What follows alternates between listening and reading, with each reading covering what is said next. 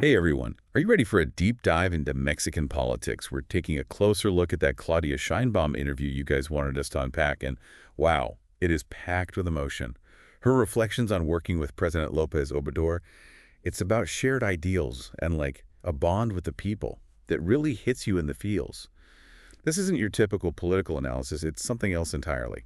Scheinbaum uses these really powerful phrases like tiempos estelares, which means stellar times, and amor eterno, meaning eternal love. She even mentions a revolution of conscience.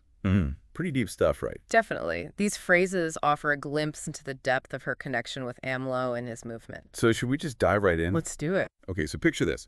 Claudia Sheinbaum, who might become Mexico's first female president, is looking back on her time alongside outgoing President AMLO. But she doesn't just talk about policies. She draws these parallels between AMLO and these huge figures from Mexican history. It's super interesting she connects him to leaders like Lázaro Cárdenas, who everyone loved, and Benito Juárez, who represented Mexico's strength and dignity during some really tough times. It's about legacy. She's framing AMLO's presidency within the grand narrative of Mexican history. Exactly. And you can just feel how strong her connection is to AMLO and what he stands for. She talks about a time when she was struggling and heard him speak. He said, "You cannot stop being who you are." And it really stuck with her. That consistency, that unwavering sense of self, is a powerful quality in a leader. Totally. And she paints this vivid picture of him with the people. She says, "Se funde en el pueblo," which means he merges with the people.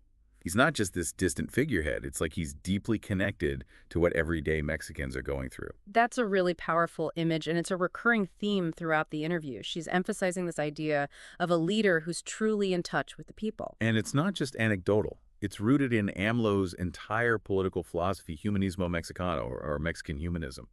I'm not going to lie, I hadn't really heard of that before. What does that actually mean? Well, it's a combination of social justice and economic equality with a really strong emphasis on making Mexico self-sufficient.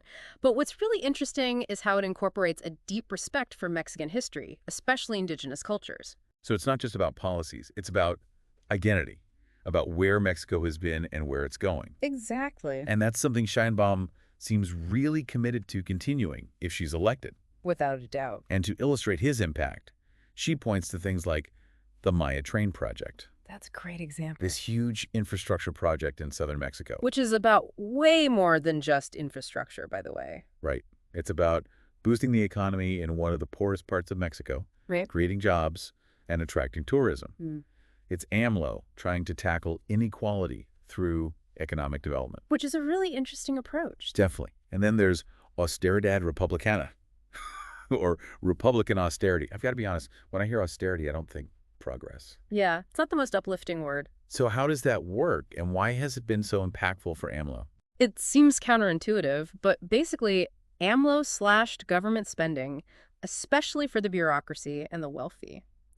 He then took that money and used it for social programs and big infrastructure projects like that Maya train we were just talking about. The idea is to benefit ordinary people rather than just making the rich richer. Interesting. So less for the top, more for everyone else. And it sounds like it's been pretty effective. Surprisingly so. He's actually strengthened Mexico's economy without raising taxes. Now, whether that's sustainable long-term, that's a different question entirely, but it's definitely a bold move. Totally. It's like flipping the script on how we think about government spending. In a lot of ways, yeah. So we're seeing this clear through line, right? Sheinbaum wants to continue this legacy, but she's also her own person. She uses this phrase, continuidad con cambio, continuity with change. So how does she see herself fitting into all of this, and what makes her different? It's a great question, and it kind of gets to the heart of why Sheinbaum is such an interesting figure, right? Exactly. You know, because she embodies this really interesting mix, a deep respect for the past, but also this, like, very forward-looking vision for the future. And that's something that really comes across in the interview. It's not just about keeping things the same, but it's about, evolving, building upon what AMLO started, but also making her own mark. Exactly. And I think a big part of that, honestly, is her background as a scientist. It's definitely unique. How do you think that shapes how she leads? Well, it's not every day you see a scientist, about to lead a country. Yeah. But when you really think about it, it kind of makes sense, right? Yeah, Scientists, they're trained to be analytical. They want to base their decisions on data and evidence, not just, gut feelings. And they're also really good at problem solving, always trying to find new and better ways to do things. And those are qualities that could be incredibly useful when you're running a country. totally. And it's interesting because it's like she has these two different but like complementary sides, right? Yeah, it's a really interesting dynamic. You see the empathy, understanding people, but then you also see this really sharp analytical mind, someone who can approach problems from a totally different perspective. It's a powerful combination. She can connect with people on an emotional level, but she also brings this rigorous, data-driven approach to the challenges that Mexico is facing. It's kind of like that perfect balance between the head and the heart. Yeah. Something I think, honestly, we could all use a little more of these days, right? Sure. But even though she talks about continuity, she's also mentioned things she wants to change, right? Absolutely. What are some of those key issues that she's highlighted?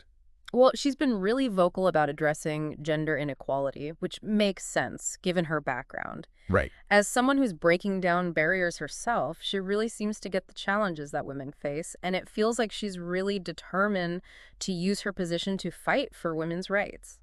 Yeah, and that's something that is obviously really important to her. It's definitely personal. And then, of course, there's climate change. Of course. It's a huge global crisis, and it needs urgent action. Right. And this is another area where I think her science background will be really valuable. Because it's one thing to, acknowledge that climate change is happening, but it's a whole different ballgame to understand the science behind it and to actually come up with effective policies to address it. Exactly. And not just understand the science, but have the kind of the political will to push for those changes, to make those tough decisions. And it's about having someone in charge who not only understands the science, but also has that deep understanding of what needs to be done Yeah. and isn't afraid to make it happen. It's about action, not just words. For sure. And let's not forget her experience as the mayor of Mexico City, right? That gave her some really important firsthand experience dealing with urban planning, transportation, inequality. These are big issues that are really important for the future of Mexico. And these aren't just abstract concepts to her. She's had to deal with these issues firsthand, make difficult decisions, and then live with the consequences. So when she talks about change, it comes from a place of experience, not just theory. Absolutely. And you put it all together, her experience, her personality, this commitment to AMLO's legacy, and it makes her a really fascinating figure on the world stage. Absolutely. I mean, she's breaking barriers, changing expectations, and she's doing it with this amazing combination of strength, compassion, and brainpower. It's honestly really inspiring. But it also makes you wonder, how will she deal with all the challenges of being a leader? Because the pressures, the criticisms, the compromises, you can't avoid those in politics. It's definitely a balancing act. And it will be interesting to see how she manages to stay true to her vision, her principles, while navigating those inevitable pressures that come with the job. It's a real tightrope walk, For sure. and one that we'll all be watching really closely as she steps into this new role. Because she's carrying the hopes and expectations of a whole nation on her shoulders. And not just any nation, a nation at this pivotal point in its history, a nation with a rich history, a vibrant culture, Absolutely. people who are like really hungry for progress and change. Who want to see a brighter future on the horizon. Yes. And you know what really stood out to me in this interview? What's that? That phrase Sheinbaum used, tiempos estelares, stellar times. It's a powerful image. It really is, almost prophetic, Like she can feel this huge moment, this possibility for something truly incredible to happen. It does have a certain weight to it, doesn't it? A sense of destiny, almost. Totally. And it speaks to this, like, wave of optimism you feel in Mexico right now. But it's not just, like, blind faith. It's rooted in what's already been accomplished. Right? Exactly. Lives have been changed. Hope has been rekindled. You can feel it in the air. Absolutely.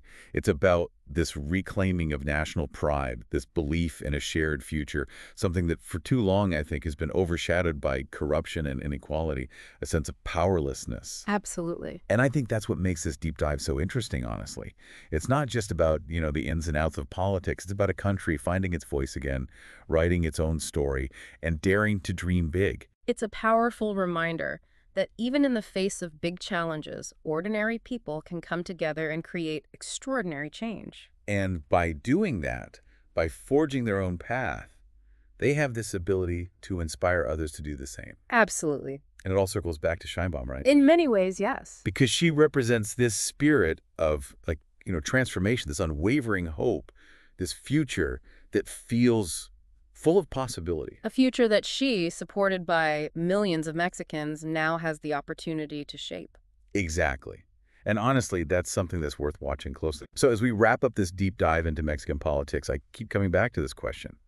How will Sheinbaum take this incredible legacy of transformation, this connection with the people, and balance that with her own vision for the future of Mexico? It's the question everyone's asking. It really is. Mhm.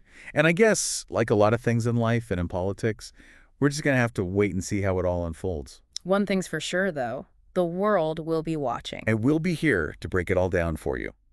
Until next time, keep exploring, keep asking questions, and keep diving deep.